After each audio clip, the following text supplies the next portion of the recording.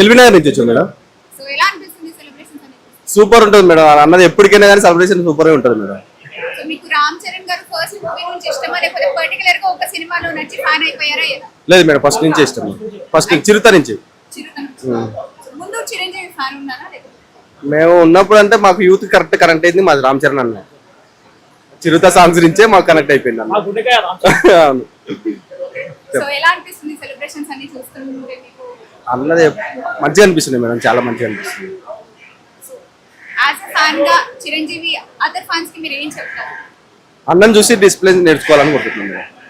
ఏం నేర్చుకున్నారు? మీలో ఏదైనా మార్పు వచ్చింది రామ్ చరణ్ గారు?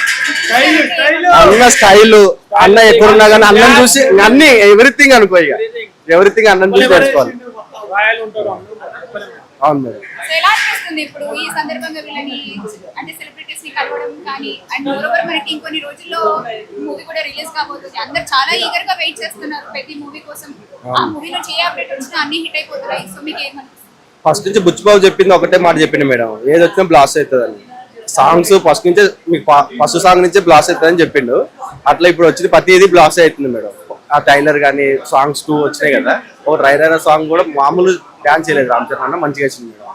మీకు ఫ్యాన్ మూమెంట్ ఏంటి అంటే చరణ్ గారిని చూసిన సందర్భం, కలిసిన సందర్భం ఏదైనా వచ్చిందా? డైరెక్ట్ గా చూసిన సందర్భం ఏదైనా? అర్థం కాలేదు మేడం. చరణ్ గారిని డైరెక్ట్ గా చూసిన సందర్భం వచ్చిందా ఇంతకు ముందు? రాలేదు మేడం, ఇప్పుడు రాలేదు.